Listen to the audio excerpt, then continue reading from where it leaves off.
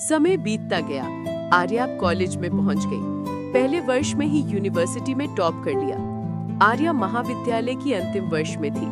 तब एक दिन कक्षा में शिक्षक ने मुस्कुराते हुए सभी विद्यार्थियों से कहा, बच्चों, संघ लोक सेवा आयोग यूपीएससी की ओर से अनेक पदों के लिए आवेदन निकले हैं। ये सुनते ही पूरी कक्षा उत्साहित हो उठी। आर्या की आंखों में भी एक नई चमक थी।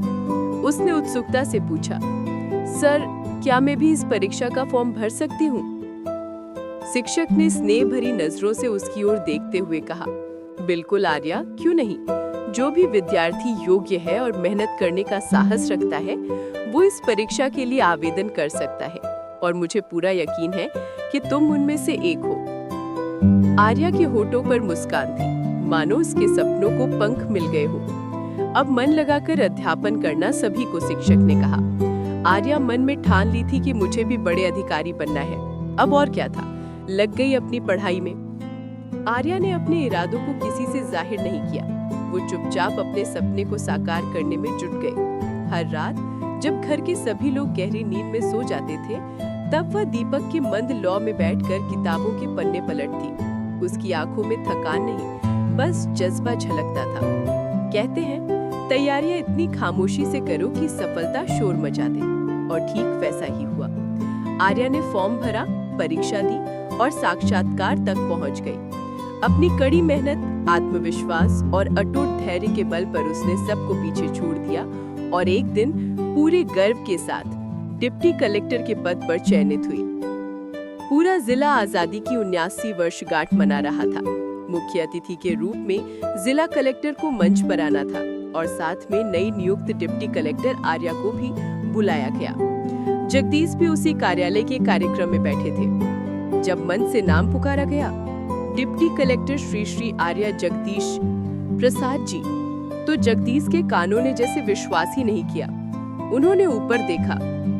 उनकी बेटी आर्या स्मार्ट यूनिफॉर्म में आत्मविश्वास से भरी हुई तिरंगा को सलामी दे रही थी। जगदीश की आंखों से आंसू निकल पड़े।